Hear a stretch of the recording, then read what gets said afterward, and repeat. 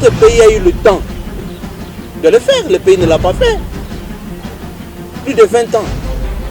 Où monsieur Lumbala était en train de pavaner. C'est presque tout le monde, quand vous lisez ces rapports-là, tous les politiciens congolais sont mêlés. Pensez-vous qu'aujourd'hui, la résolution de la crise en République démocratique du Congo devrait passer par un dialogue Tshisekedi, Kabila, Martin Fayulu? Innocent ou présumé coupable. N'est-ce pas? C'est à la justice de démontrer. Ça sera à la justice. Lorsque votre propre justice, pendant tant d'années, a laissé des seigneurs de guerre qui ont endeuillé ce pays. Aujourd'hui, on parle de plus de 6 millions de morts parce qu'ils poursuivaient les intérêts égoïstes qui n'avaient rien à voir avec le peuple congolais. Dans ces détournements, M. Kamer était seul. Dans ces présumés détournements, parce que jusqu'à la preuve du contraire, je pense qu'aujourd'hui, l'innocence de M. Kamer va être rétablie. Condamnés aujourd'hui sont tombés. Parce que les fameuses maisons dont on nous parle, le gouvernement a eu l'honnêteté de les reconnaître que ça existe en Angola et en Tanzanie. Alors pourquoi on a arrêté M. Kamer?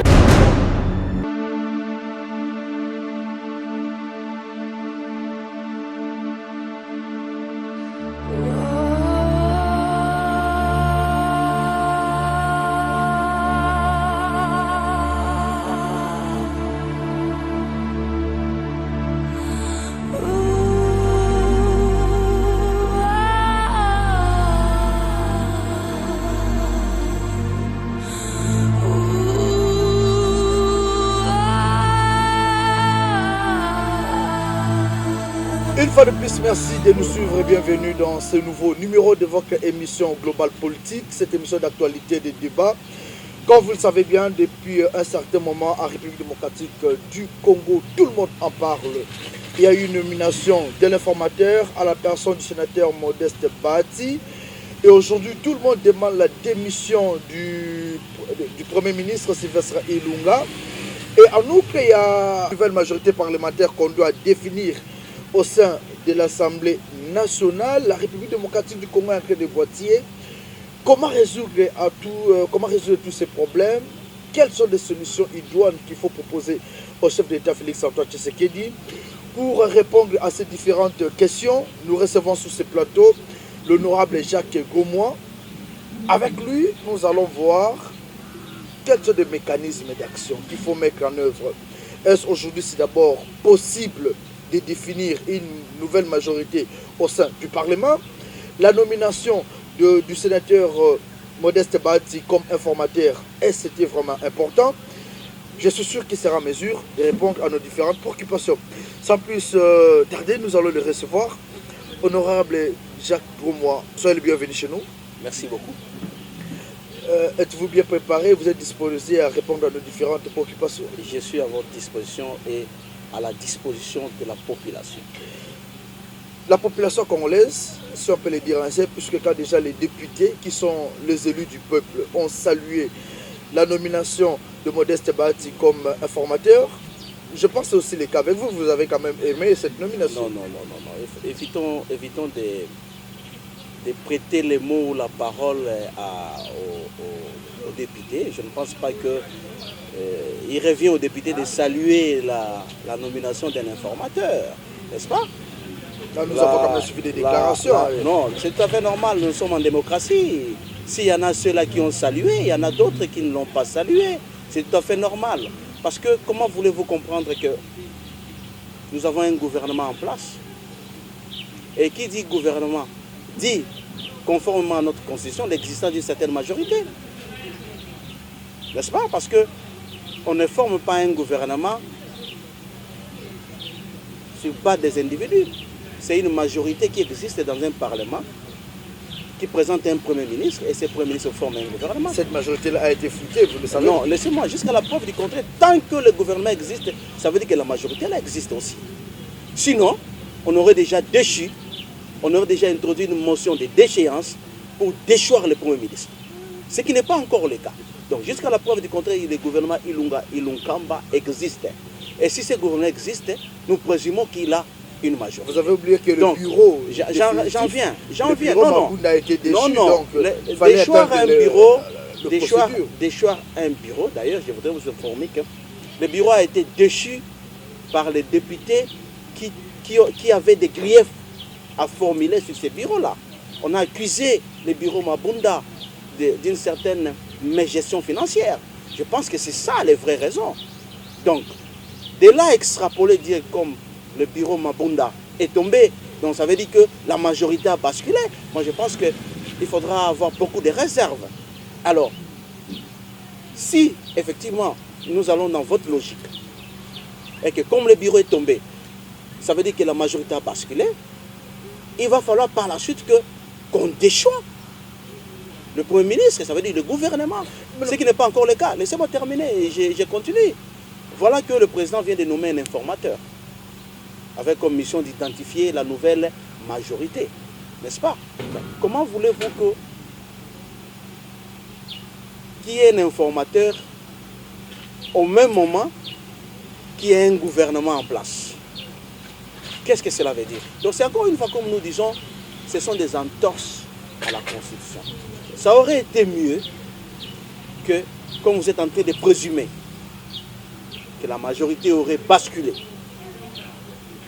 Qu'on introduise... Non, c'est pas moi, c'est la réalité qu'on a. Non, ce n'est pas la réalité, parce que la réalité c'est dans le Parlement. Non, non, la réalité c'est dans le Parlement. Mais vous avez quand même vu. Non, mais attention. Plusieurs groupes. Non, non, attention. Jusqu'à la... Non, non. Non, non. On doit quand même le reconnaître. Non, non. Jusque-là, rien n'est clair, comme vous le savez. La dernière rencontre qui a eu à la présidence, les chiffres divergent. D'aucuns parlent de 170 députés, d'autres parlent de 309. La seule façon, le seul moyen... Laissez-moi terminer. Non, non.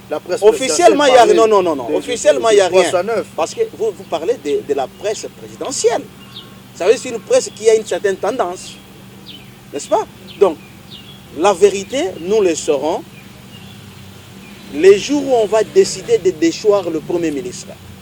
Si on introduit une motion de déchéance et qu'à l'issue de cette motion-là, le gouvernement tombe, à ce moment-là, on pourra déjà se dire, tiens, cette majorité est en train de basculer. Et encore, laissez-moi terminer. Laissez-moi terminer. Je ne peux pas conseiller au Premier ministre de démissionner. La Constitution est claire là-dessus. Le Premier ministre tombe pour 3 raisons. Premièrement, par exemple, s'il décède, n'est-ce pas? À ce moment, on sera obligé de trouver notre Premier ministre. Deuxièmement, s'il est déchu par une motion de défiance au sein de l'Assemblée nationale, voyez-vous? Ou bien, le troisième cas, s'il venait à démissionner de son propre gré.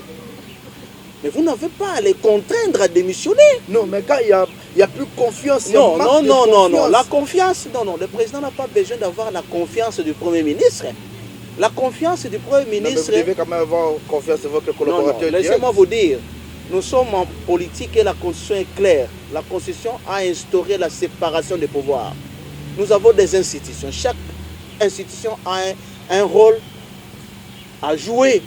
Vous avez le Parlement, vous avez le président de la République, vous avez les instances juridiques et consorts.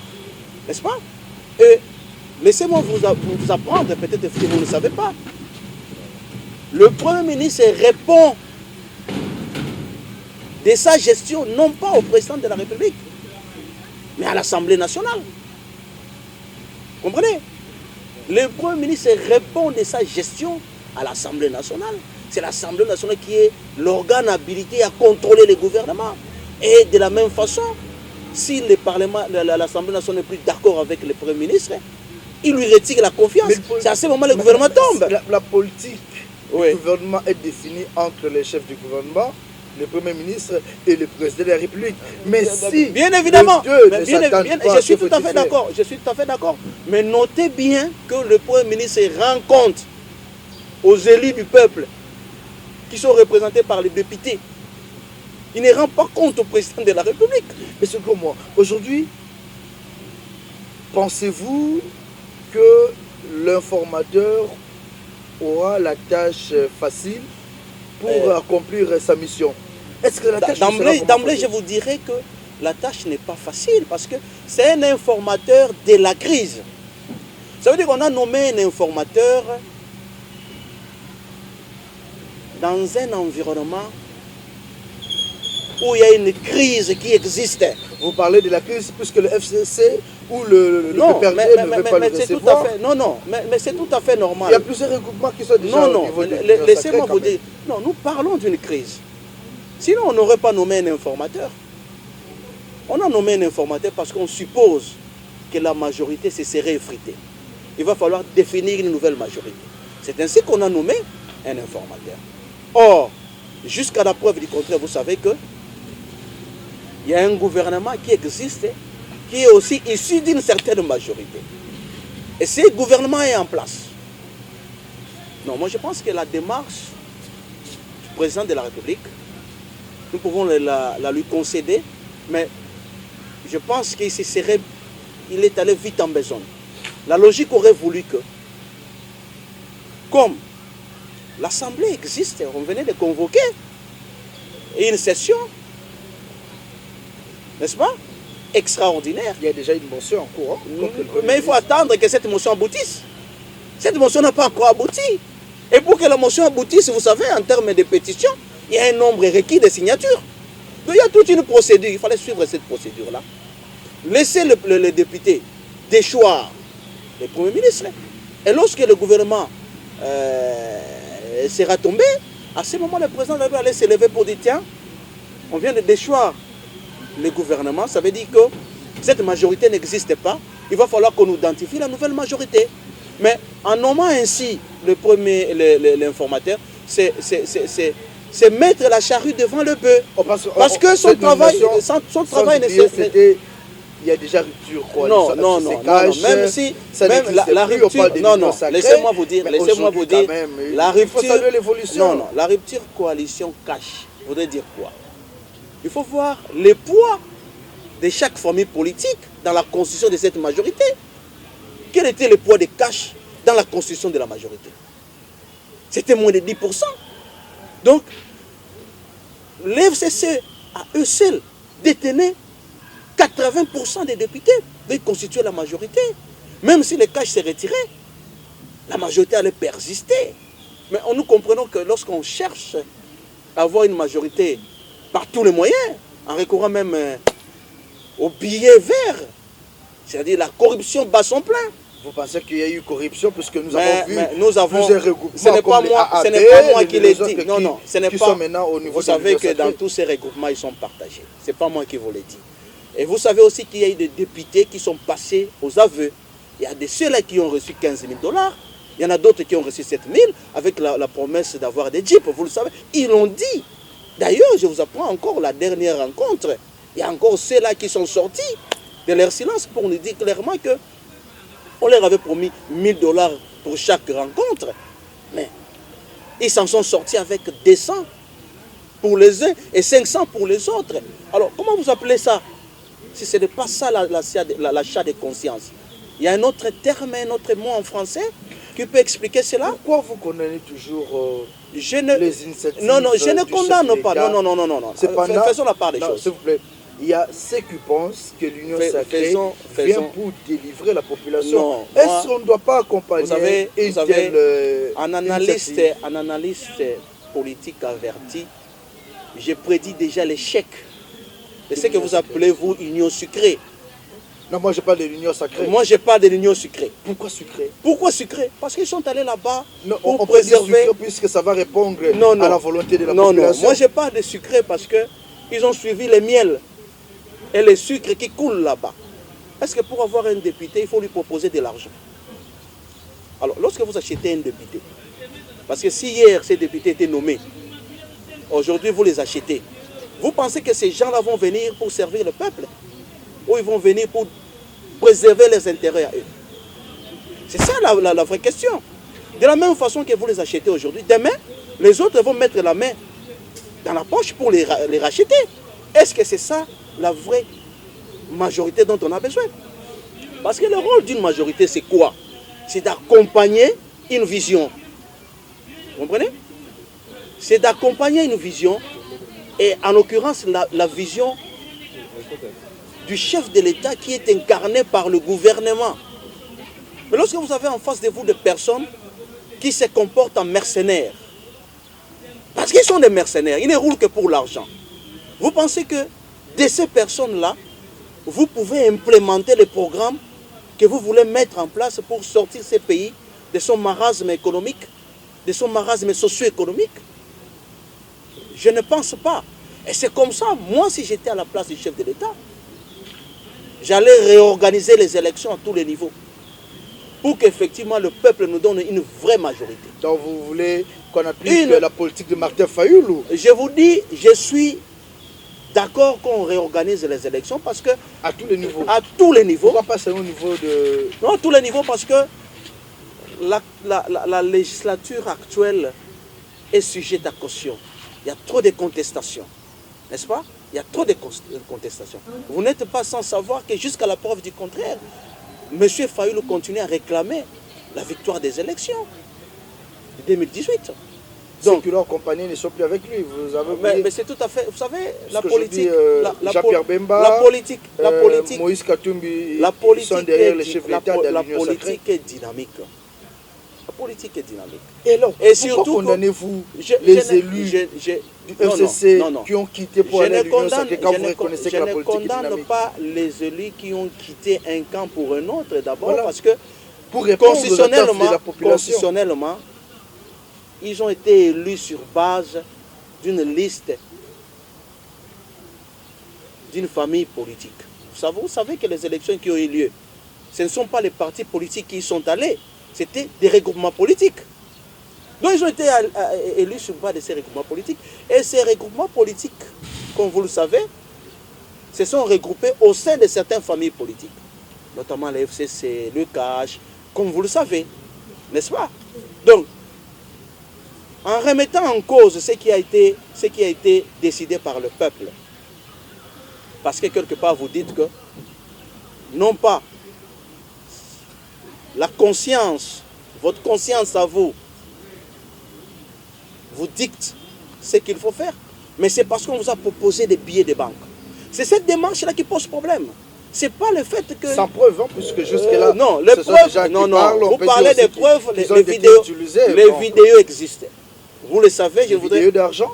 Les vidéos existent où quelqu'un reconnaît avoir perçu de l'argent. Et si lui aussi était corrompu, utilisé par d'autres côtés? Non, si lui-même dit qu'on m'a payé, on m'a donné 15 000 pour motiver les députés, vous voulez qu'on dise quoi? Ça ne sort pas de moi, je suis désolé. C'est pas moi qui l'ai dit. Il y a quelqu'un qui a dit, si vous voulez qu'on le cite, les images existent. Aujourd'hui, vous reconnaissez qu'il y a crise en RDC. Oui, la crise existe. Aujourd'hui, il y a crise de confiance même au sein du gouvernement. Oui.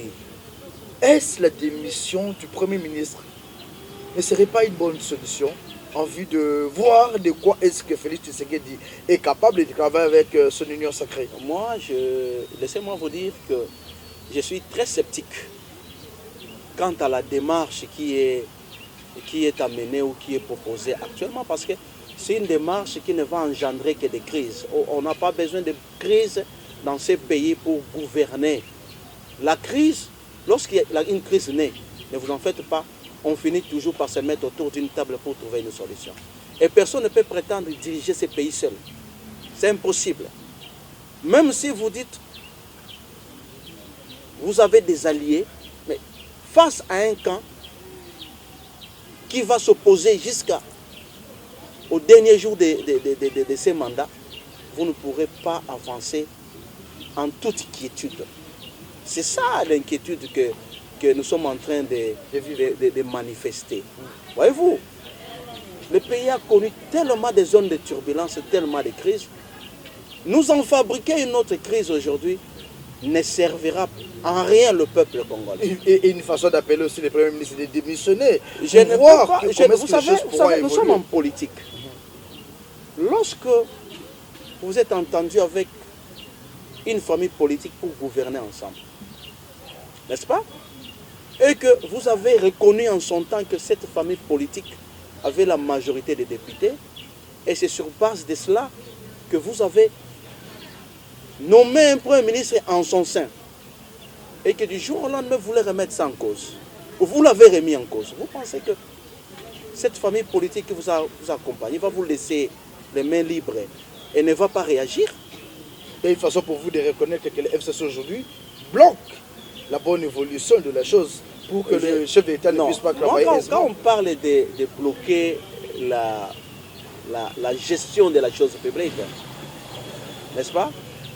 Cela voudrait dire qu'il y a eu des programmes, il y a eu des projets qu'on a voulu implémenter et que un camp refuse à ce que cela se fasse. Moi, jusqu'à la preuve du contraire, je ne crois pas à cette hypothèse-là parce que vous vous souvenez qu'au début de cette mandature, le président de la République, avec sa famille politique, a géré le pays pendant 100 jours seul. Vous le savez. Quels en sont les résultats? Le premier résultat, c'est que M. Kamer est en prison. Non, parce qu'il y a eu des tournements. Laissez-moi terminer. C'est un bon point. Non. C'est là où nous ne nous mettons pas d'accord. M. Kamer est en prison. Mais ses partisans continuent à crier, à clamer son innocence. Parce que les griefs pour lesquels M. Kamer a été condamné aujourd'hui sont tombés. Parce que les fameuses maisons dont on nous parle, le gouvernement a eu l'honnêteté de les reconnaître que ça existe en Angola et en Tanzanie. Alors pourquoi on a arrêté M. Kamer? Voilà la grande question. Est-ce que dans ces détournements, M. Kamer était seul? Dans ces présumés détournements, parce que jusqu'à la preuve du contraire, je pense qu'aujourd'hui, l'innocence de M. Kamer va être rétablie. Et encore qu'il avait introduit un recours qui fait qu'à ces jours, on n'a jamais siégé. Donc, quelque part, il y a un anguille sous roche. N'est-ce pas? Donc la condamnation de M. Kamer n'est pas définitive, vous le savez. Parce qu'il a fait un recours en seconde instance, qui n'est pas traité à ces jours. Voyez-vous, si à 100 jours, si pendant 100 jours, on n'a pas été capable de gérer le pays convenable, vous pensez que même si on vous laisse le pays entre vos mains, avec la même manière de concevoir la chose publique, vous allez nous donner les résultats? Je ne crois pas trop. Honorable pour moi, bientôt nous aurons une nouvelle majorité au sein du Parlement. J'attends voir la majorité. Vous sauriez pourquoi vous n'êtes pas sûr? J'attends voir la majorité. Non, jusqu'à la preuve du contraire, tant que... Quand déjà les chefs d'État reçoivent plus de 300 députés à la cité de l'UE. Vous dites 300. D'aucuns parlent de 179. Non, mais nous avons tout suivi. Les mêmes sources, non. Vous avez... Non. Nous avons été quand même là pour le président a reçu pas seulement les députés, mais aussi les personnalités politiques. En dehors des invités, il y avait au moins 309. Nous étions là pour le reportage. Est-ce que pourquoi vous doutez de cette nouvelle majorité? Moi, je doute jusqu'à la preuve du contraire. Pourquoi vous doutez? Pourquoi je doute? Parce que si la majorité sautait aux yeux, on n'aurait pas nommé un informateur. Si on nomme un informateur, c'est parce qu'on voudrait identifier cette majorité. Première étape. Non, deuxième étape, de quel côté? Non, quand vous me dites que la majorité existe, ça veut dire que c'est du côté du président de la République. À vous entendre parler. Vous êtes d'accord avec moi? Donc, il a si on veut de 300 députés, donc on sous-entend qu'il a cette majorité-là. On sous-entend. C'est comme ça que j'ai dit non. Laissez l'informateur, quand même je ne suis pas d'accord de la manière dont cet informateur a été désigné. On parle d'un informateur désigné sur base d'un communiqué. Okay. Ce qui était aussi le cas ce n'est pas un problème. On le professeur Charles Moine. On ne peut pas remettre en cause. C'était par communiqué. Nous avons encore les images. On ne peut pas remettre en cause cela. Nous ne remettons pas en cause cela. Nous disons seulement la manière dont on a procédé. Ce qui est très important. Ok? Il a été désigné. Ça garde tout son sens. Et il a un travail de 30 fois. Une fois renouvelable. De 40 jours. 30 fois 2. pour ne pas dire 30 fois une fois, 30 fois renouvelable une fois. Donc il faut le laisser faire son travail, à l'issue desquels il pourra nous dire effectivement si la majorité a basculé, c'est de quel côté. Et si la majorité avait basculé, quelles seraient les conséquences? Vous savez, non, si la majorité bascule, comme vous êtes en train de l'espérer. Non, comme c'est le cas, que la majorité a basculé. Je ne peux pas dire que ça a les basculé tant que clair, officiel, avec signature. Parce que le problème, c'est quoi? Nous avons vu Mabunda être déchu. Non, ne confondons pas les choses. Nous avons vu le FCC, le PPRD pour qu'on parle d'une majorité, laissez-moi terminer. Pour parler d'une majorité, ça veut dire que l'informateur recevra l'engagement de ces différents députés qui vont reconnaître appartenir, excusez-moi, à une famille politique donnée. Si ça va être l'union sucrée ou l'union sacrée, le FCC ou comme vous voulez, c'est à ce moment-là, à l'issue de ce travail-là, que nous allons prendre acte de constater de quel bord se serait orienté, se serait dirigé la majorité. Et la loi est claire là-dessus. Quand bien même on dit que la majorité est déterminée une fois dans un mandat, mais ça va être la deuxième fois qu'on va déterminer la majorité. Oui, non, c'est juste une fois plus que... Non, ce n'est pas une fois. Au début, ce n'est pas une fois. On n'avait pas... Non. Il n'y avait pas un informateur. C'est sur base de quoi? Mais c'était sur base de quoi on avait sorti le Premier ministre du FCC? Ok, je voulais vous poser une telle question. La nomination du Lukamba dans l'ordonnance, on a fait allusion à la coalition FCC Cash. Merci beaucoup. On a fait allusion à la coalition FCC Cash. Aujourd'hui que cette coalition-là, FCC Cash, n'existe plus, est-ce pas encore un sujet ou une motivation pour demander la démission du Premier ministre qui est issu de la coalition FCC Cash, puisqu'il n'y avait pas de nomination de l'informateur pour détecter la majorité? Merci beaucoup. S'il n'y avait pas de nomination de l'informateur, à qui la faute? Voilà la grande question que vous devez vous poser. Et c'était sur base de quoi qu'on avait reconnu qu'il y avait une majorité en son temps. Là, je me perds en conjecture, comme on dit. C'était sur base de quoi qu'on avait reconnu qu'il y avait une majorité? Non, il faut arrêter avec ces débats, ces discours politiciens. Non, mais nous avons... Je reviens. Laissez-moi terminer. Donc aujourd'hui, le président de la République peut retirer son ordonnance. Non, laissez-moi terminer. Laissez-moi terminer. Allons-y. La coalition a été constituée par deux familles politiques. Il y a une famille politique qui avait amené 70% des députés, qui n'avaient même pas besoin de cette coalition pour gouverner. Mais ça a été constitué pour les besoins de la cause. On l'a fait pour éviter à ce que le président soit là pour inaugurer les Grézantins. Ah, il faut comprendre. Donc, si nous allons dans cette logique-là, même si le président retirait ses députés en cassant la coalition, le FCC devrait normalement continuer à gouverner sans l'autre parti. Peut-être devrait représenter un autre Premier ministre pour aller en cohabitation. Pas nécessairement. Vous pouvez bien continuer. Ça devrait sauter aux yeux, comme on dit. Du fait que j'ai retiré mes députés et que vous continuez à garder la majorité, ça veut dire que nous sommes en cohabitation de fait. Peut-être l'informateur va encore aider que nous puissions arriver à ce point-là.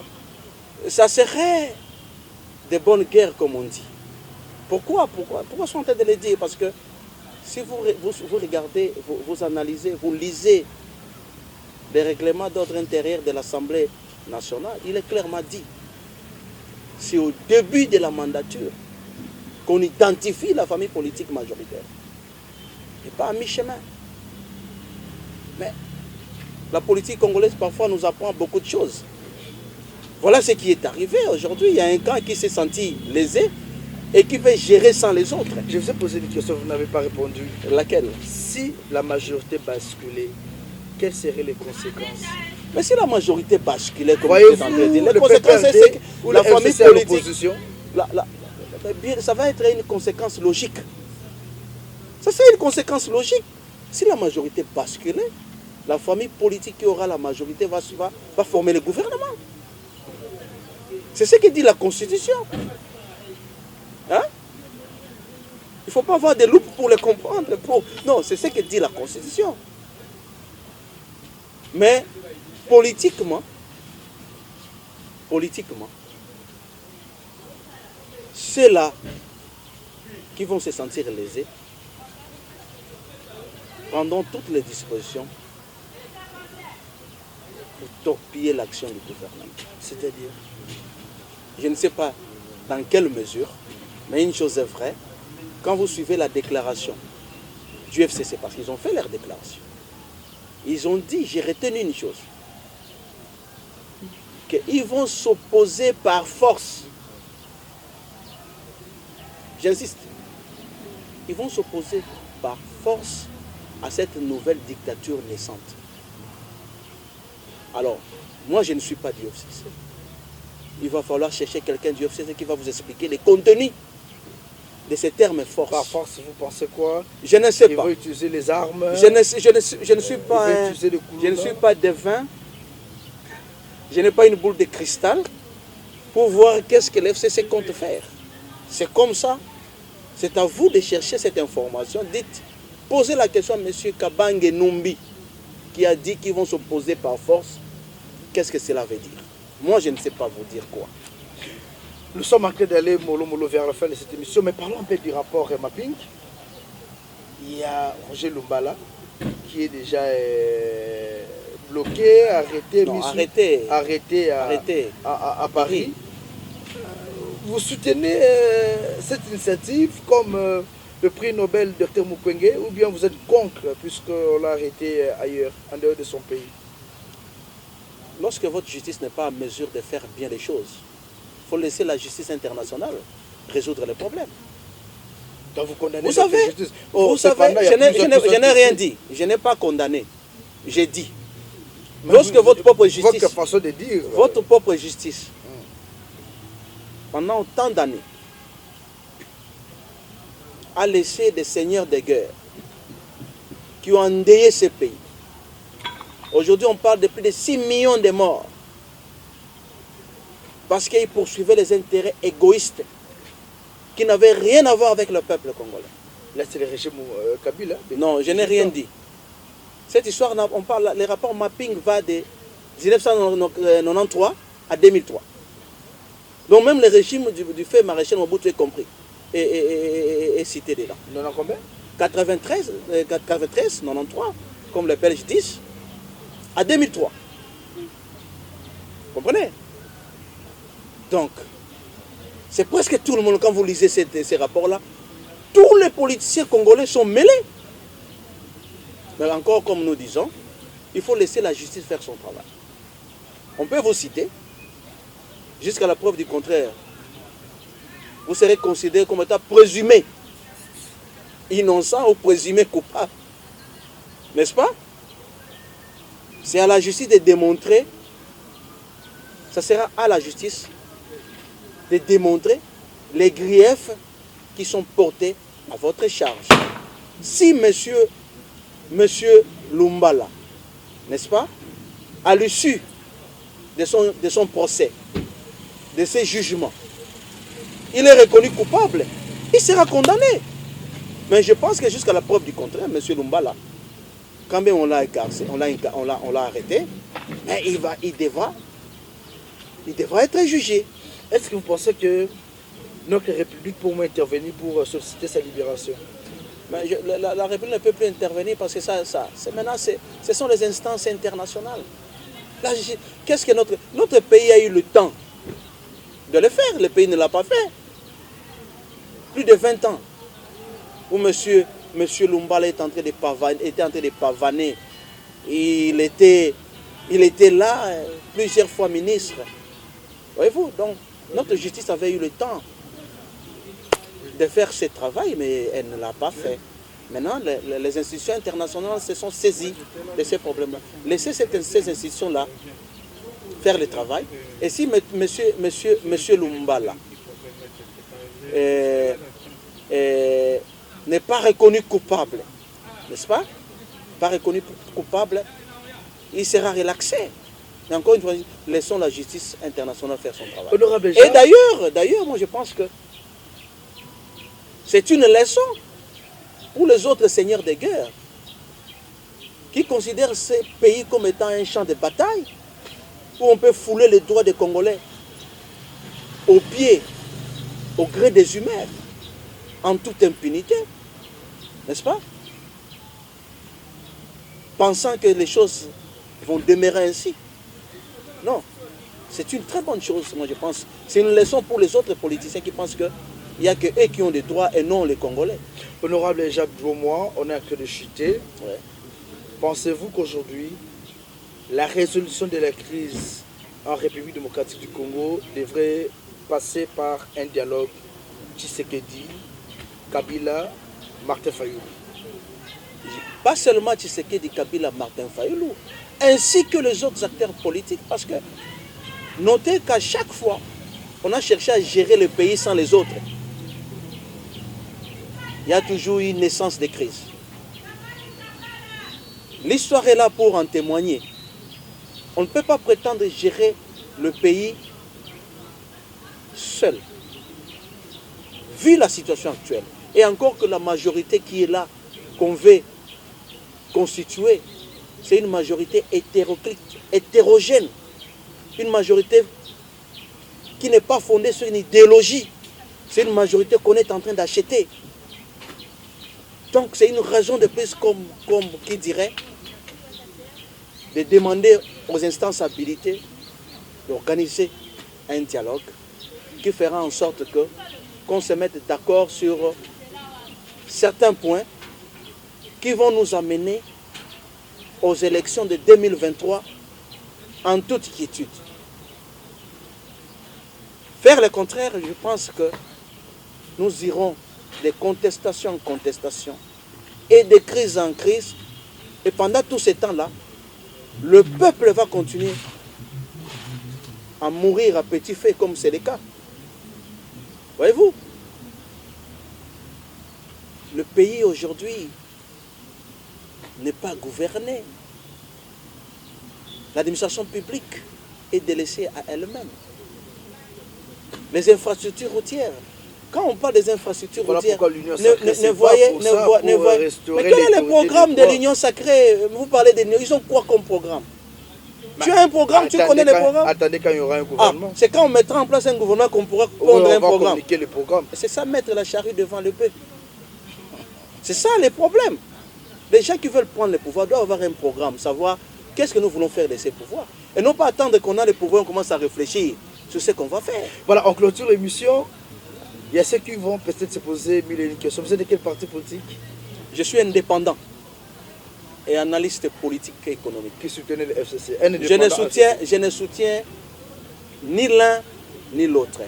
Je parle des faits tels que ça se présente. Si vous pensez que je soutiens un camp, libre à vous. Mais une chose est vraie, j'analyse objectivement la situation politique de mon pays. Une salutation à la population congolaise, un message de fin? Je demanderai tout simplement à la population de garder espoir. Tant que les humains vont gouverner ce pays, il y aura toujours moyen de s'entendre et de se mettre d'accord. Vous comprenez? On peut commencer une guerre, mais ça finit toujours autour d'une table. Et nous convions les acteurs politiques à se retrouver autour d'une table pour la dernière fois, afin de se mettre d'accord sur l'essentiel qui peut changer le vécu quotidien des Congolais. Un grand merci, honorable Beaumois, d'avoir répondu à notre invitation. Et un grand merci à vous, nos chers téléspectateurs, de votre attention dévolue sur cette grande émission globale politique. C'est un plaisir de partager ce bon moment ensemble avec vous. Nous vous souhaitons une bonne suite des programmes. Nous n'avons que ça comme pays, la République démocratique du Congo. Retenez une chose, tant que ce sont les humains qui vont diriger ce pays, il y aura toujours des problèmes et ils finiront toujours par s'entendre et résoudre les différentes préoccupations. Merci et bonne suite des programmes sur votre chaîne et surtout bonne année 2021. Merci.